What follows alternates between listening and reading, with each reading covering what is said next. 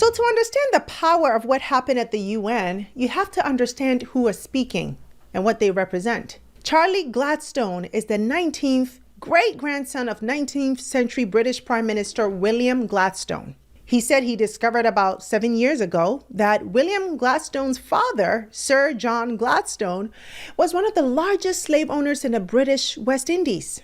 In fact, he was the single largest payout from Britain's slavery compensation scheme.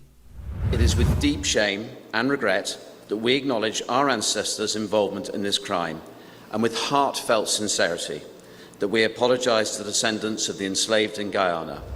And former BBC journalist Laura Trevelyan said she learned after records of Britain's Slave Compensation Commission were put online in 2013 that one of her ancestors, Sir John Trevelyan, owned sugarcane plantations in Grenada and about 1,000 enslaved people.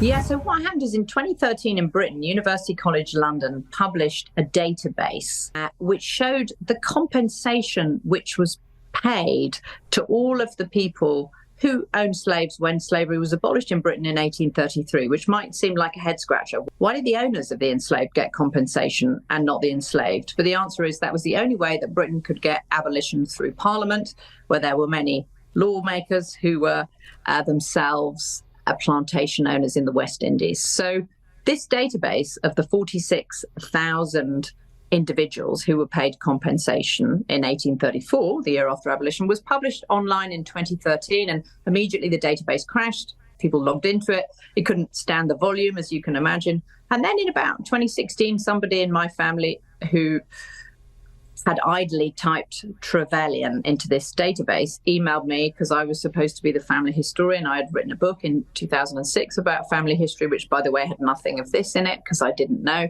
And this cousin emailed and said, "Oh my gosh, Laura, you won't believe it. Do you know that it says in the database that the Trevelyans got compensation for 6 different plantations in Grenada and that we owned more than 1,000 slaves at the time of abolition? Did you know that?"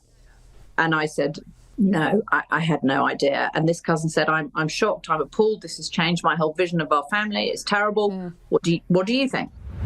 And now, for the first time, both Charlie and Laura sat with descendants of enslaved people in former British colonies in the Caribbean at the same table at the United Nations, with diplomats and experts from those nations discussing the need for reparation.